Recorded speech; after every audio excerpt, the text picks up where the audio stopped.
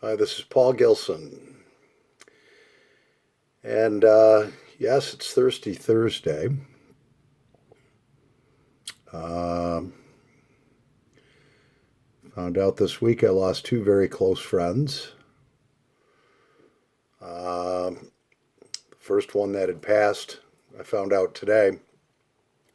My good friend, his name is Mike. For the family's privacy, I'll just use his first name. And he served in Vietnam in the U.S. Navy. And I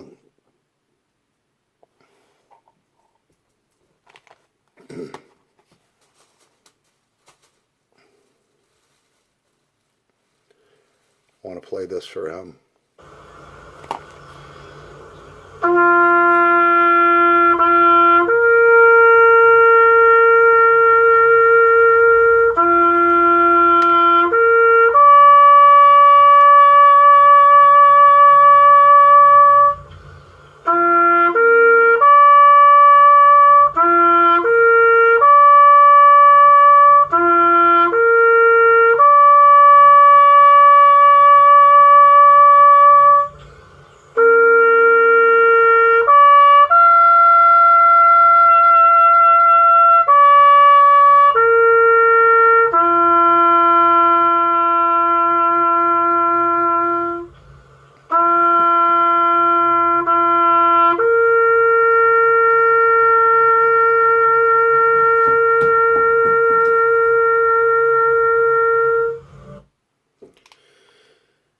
Rest in peace, Mike. Mike, so I guess you could call this kind of a somber ponder night. Somber ponder. So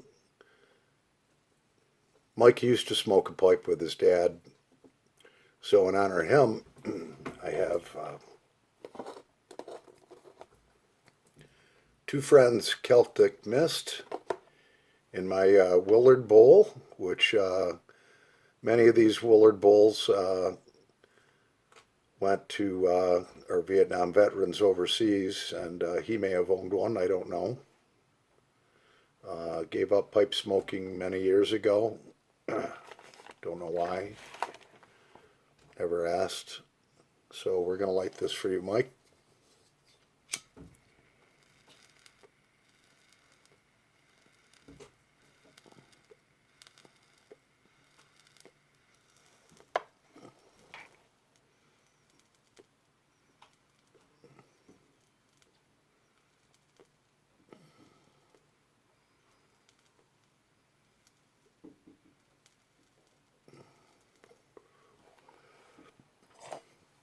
So my friend Mike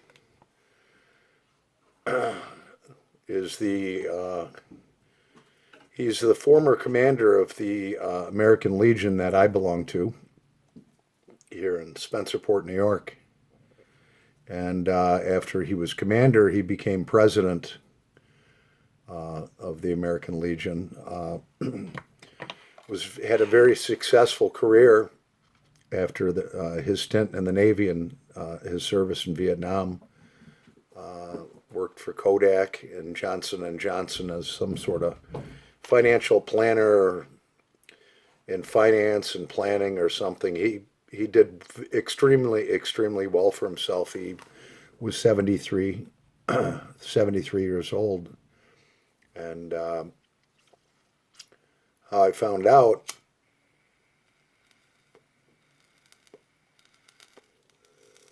was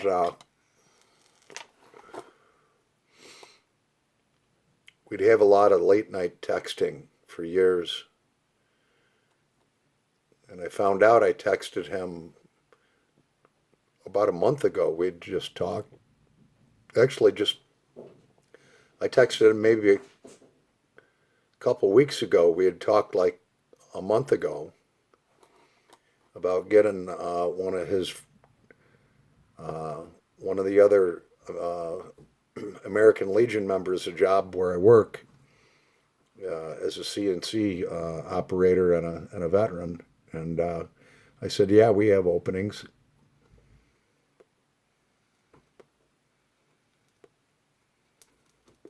have them apply. That was the last text conversation I had with him, and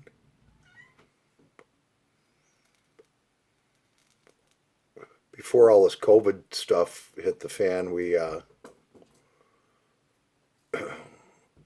were very close. It was kind of like his secret assistant when he was actual commander of the American Legion.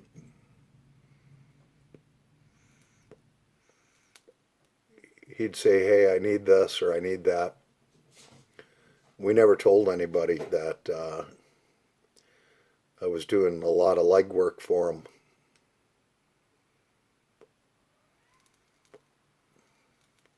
And so I had texted him last week. I believe I said, didn't hear back from him, which is highly unusual. We've been good friends for 77, probably 10 years.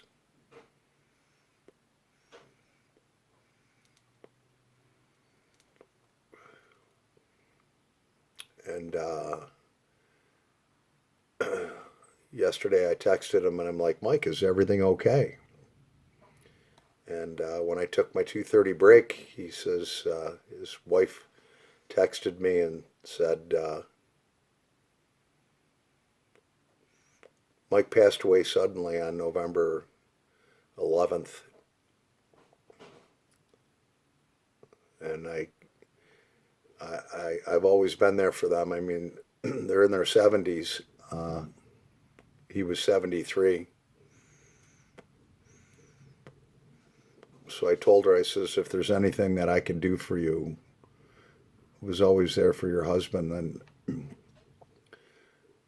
you know, I work right around the corner from your house. If there's anything that I can do, just let me know. I'll stop over if you need something moved or whatever you need. And she said, thank you very much. I appreciate that. And then I don't know if this was stupid or not. I says, if I don't mind asking what happened. And I didn't get a response.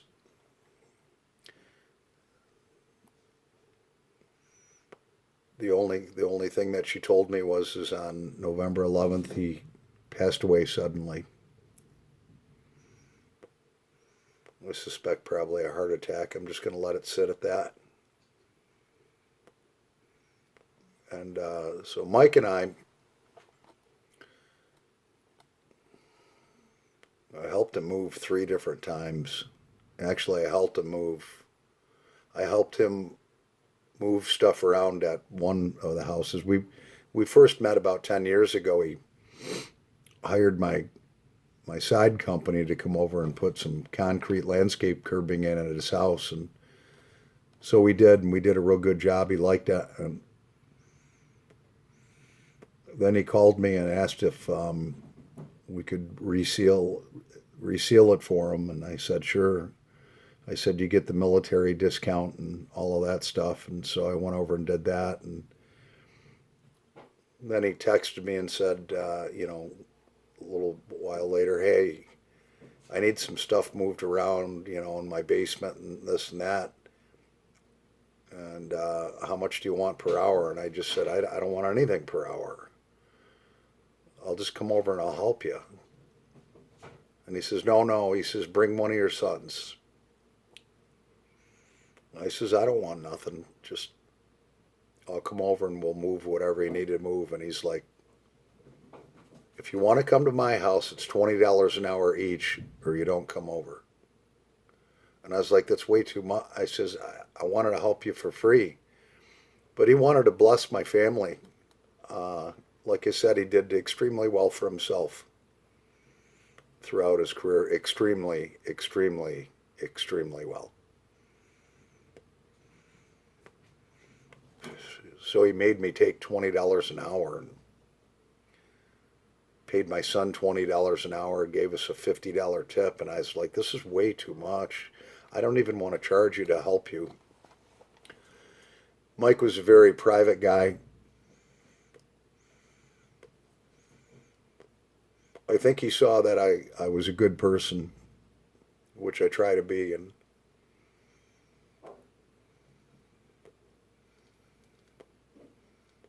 I wasn't there just to take his money. I didn't want his money. He made me take it. So he hired us to come over. My son that had passed away, Michael, also, um, earlier this year, he would hire us to come over and do stuff for him. You know, he was getting up there in older age, and he still wasn't retired, so he was busy. So he'd just show us what he wanted done. After a couple of years, we became friends, and I remember standing in the garage with him. It was on a summer day. My son was doing some stuff, and he asked me. He says, "I need to ask a question of you." I said, "Yeah." He says, I got a good friend of mine that was always there for me for whatever I needed, and he's passed on." He says, "And I want to ask you if you'll always be there for me if I need something." And I held out my hand, and I made that commitment. I says, "Of course I will." We had, after that, became really close friends, and there was many times when I was working later nights. He was a night owl. We'd text till 11, 12, 1 o'clock, 2 o'clock in the morning, talking about things he wanted to do with the American Legion. Asked me if I had any prior military service, and I said, yeah, but it doesn't qualify because it was just the New York Guard, and they're under the Department of the Navy, and I don't consider myself that I served. It was a volunteer position. It's kind of like the Boy Scouts of the National Guard, once a month. And he says, well, was your father in the military? And I said, yeah, my father was an Army drill instructor. He says, well, we have what's called the Sons of the American Legion. He says, would you like to join? And I says, well, tell me more about it. So he filled me in, and it's basically if your father served in the military, as long as you got his discharge papers and he was honorably discharged, you could actually become a member of the American Legion. And he says they have a lot of events and so forth, and it's kind of like a military social club in some aspects, and they support each other. The older veterans try to help the younger veterans, and that's been going on for generations, deal with those things. And I thought it would be a good thing to be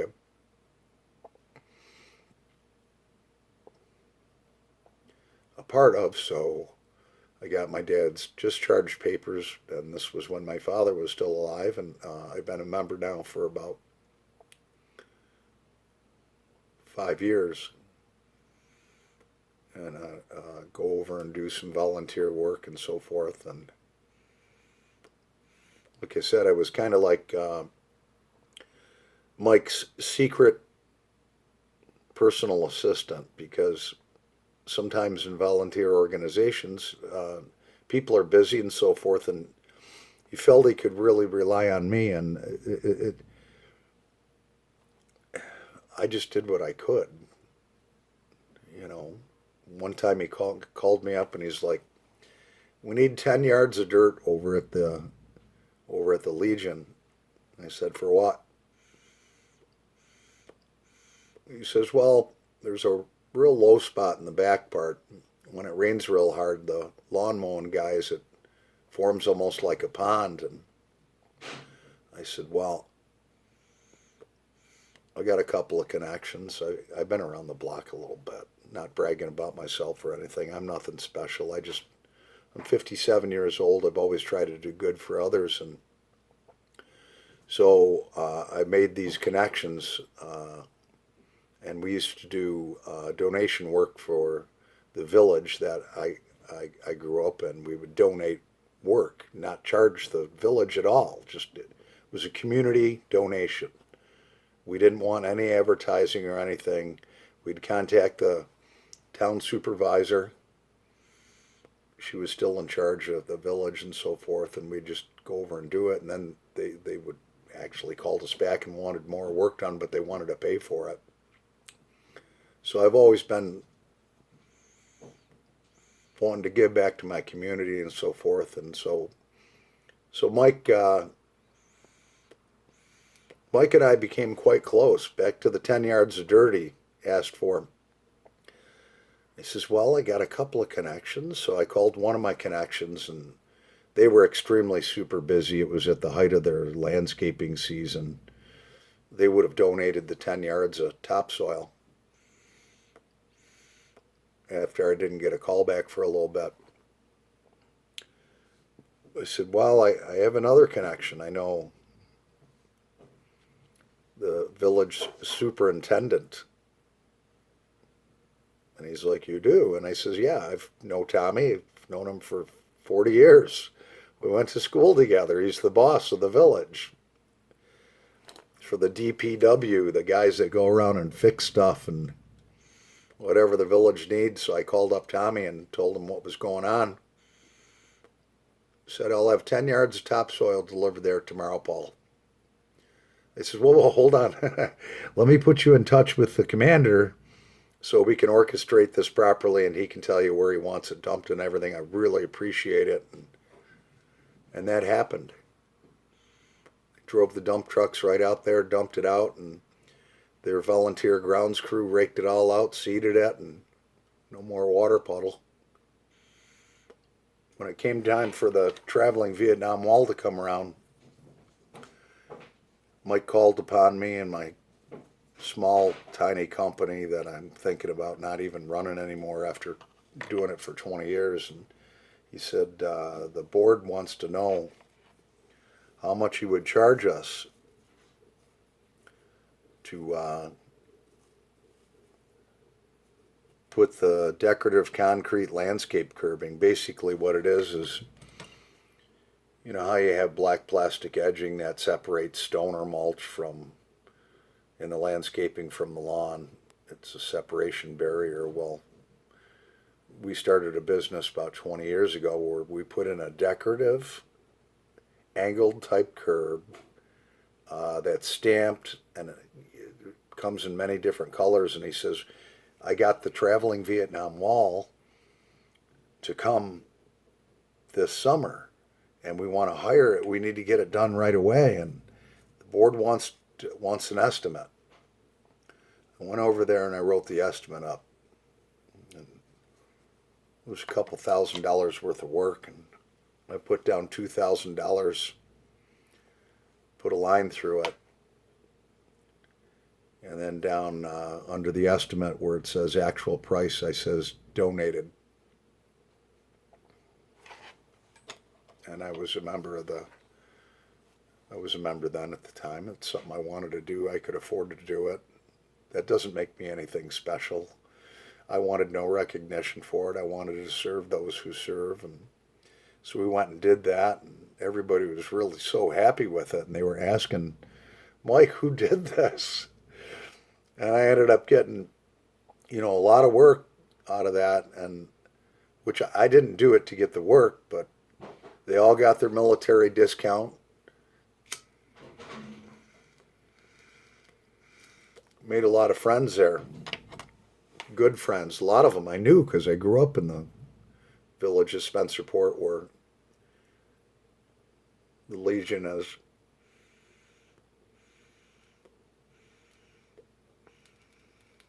So we'd have a lot of those late night text talks.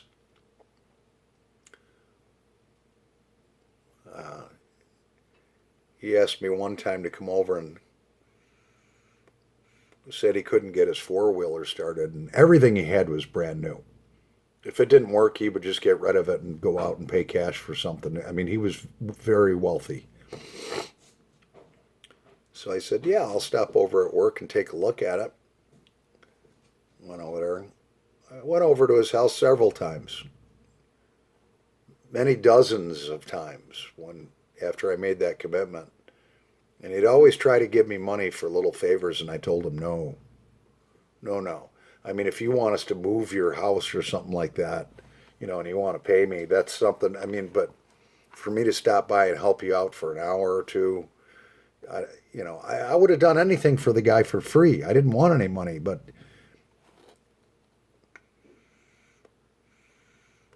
so one time the four wheeler didn't work. I went over and I was looking at it, had my toolbox with me and so forth, and tried to start it, tried to start it, tried to start it, and all of a sudden I look and he has the gas on off. I was like, Mike, did you know the gas is off on this? He's like, what? I turned the gas on, it fired right up. I'd go over and help him out. When he bought his new house that he built his retirement house, we went over and we did his edging for free. He tried to force money on me. I says, I'm not taking it. Your money's no good on this job.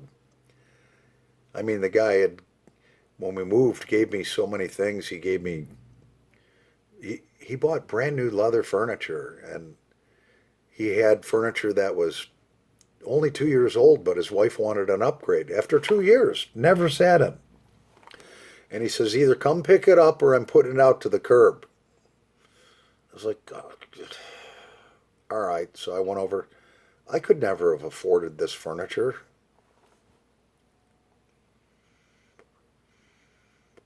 The guy was a huge blessing to me, and I think I was to him.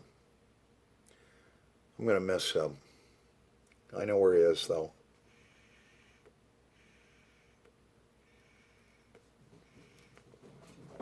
The second friend I worked with, Brian,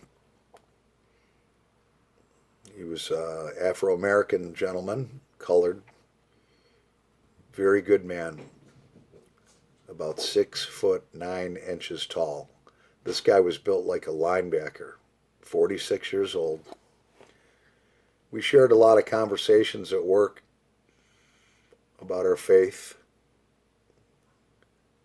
He had lost a son, I had lost a son. 2 sons I've lost. We would talk about that every now and then, so we were kind of support for each other. We had that in common. And he used to be a drug addict and huge alcoholic, huge drug addict and huge alcoholic. And he had been clean and sober for 7 years. And we used to talk about that. I used to talk about some of my demons that I had back in the 1980s that I won't get into, that I haven't done in 20, 30 years. When you're a young man and you're going out to clubs and you got a lot of money, sometimes you do things that you shouldn't do. I won't get into it.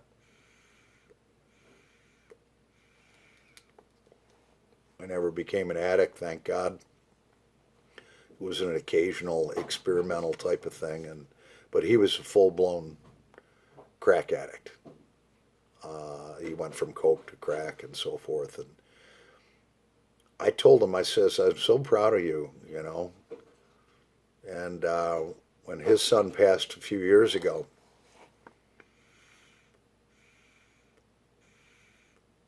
3 years ago, his son was 19, had to have a heart transplant.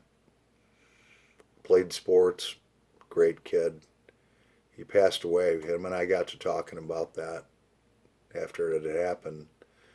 And I knew, he says, well, your son got to see you clean and sober for 3 or 4 years. Got to see you change your whole life. He said, yeah, he says, if I was still using drugs like that, I would have taken his funeral money and spent it on drugs instead of burying him. I says, well, that's a blessing. And so Monday, and we had a lot of those talks on our breaks at work. Some tears were shared. Some hugs were shared. some laughs were shared about accomplishments that uh, we both had in common. And Monday I came into work at 6:30, and this past Monday, one of the my other coworkers come in at 6:45 and said, "Did you hear about Brian?" And I said, "No. What about him?" "He died." And I was like, "What?" So of course the whole factory is buzzing, and we're trying to put two and two together, and we don't know exactly what happened, but we suspect maybe a heart attack because he had the same heart condition his son had. He was doing the best he could to try to lose some weight, and he was a man of faith, and we had those God talks. We had a lot of little chats, and we had a lot in common. And he was a good man. And somebody had told me apparently the text messages had started to come through at like 11 p.m. Sunday evening. One of the guys saw it, and I don't know what happened. It doesn't matter really what happened. I suspect I know what happened, and yeah. In either event, his body's still here, but his spirit is in heaven with his son.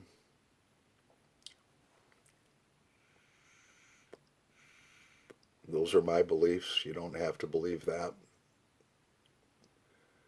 But that's what I have faith in. I know it in my heart.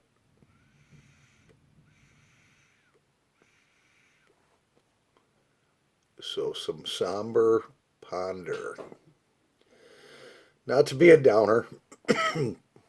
Just wanted to smoke a bowl and tell you what's been going on this week.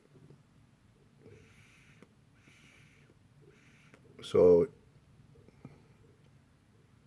it hasn't been an easy week with my friend passing, and I found out at 2:30 today. I spent the rest of the day with some tears coming out underneath my welding mask, and I just kept welding. I'm going to miss them both.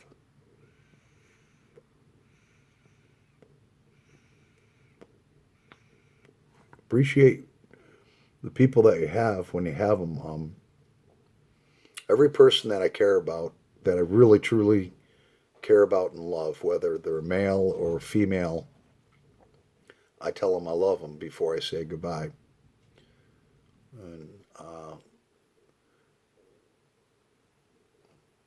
I always told my sons that don't ever be too old to give your dad a kiss on the cheek and give me a hug, because one day it might be the last one.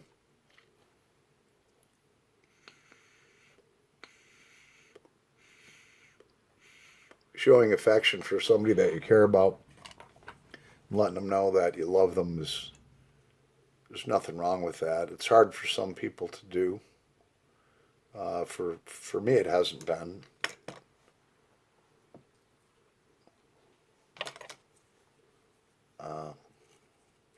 I do have some friends that I really care about. Some, especially with the guy. The girls are no problem. You just tell them, "Hey, I love you. Good talking to you." You know, some of the guy friends that I have, they're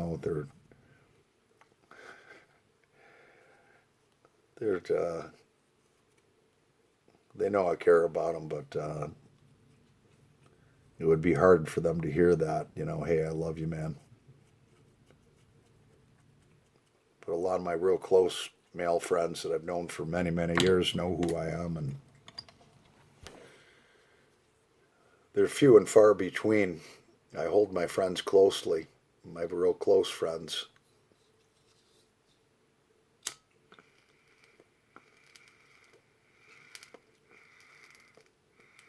I love you doesn't come out that easy. They they have to be someone that's really special to me. I'm not going to tell the cashier that I've known for 5 years at Wegmans or whatever, hey, I love you, you know. But my really close friends, I tell most of them.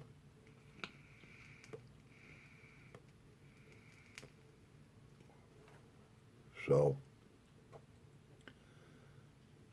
some somber pondering. I hope this didn't bug you guys out, this video.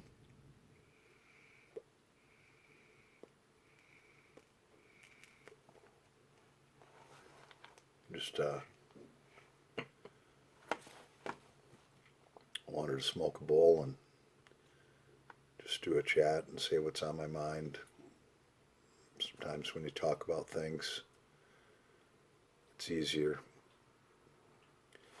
I'm going to finish this other bowl for Brian.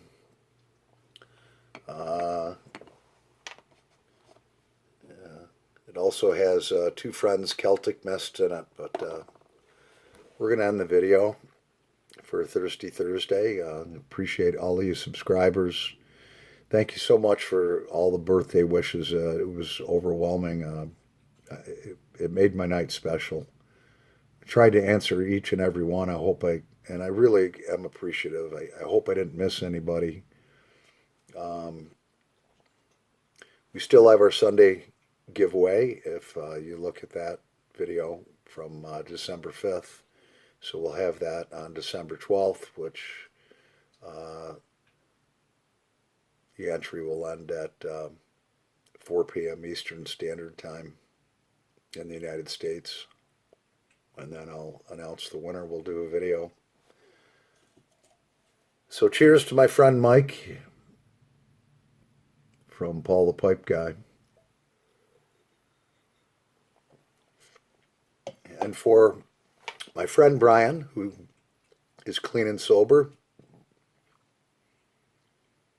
I know you're with your boy that you missed so much. Till we meet again, my friends. Over and out.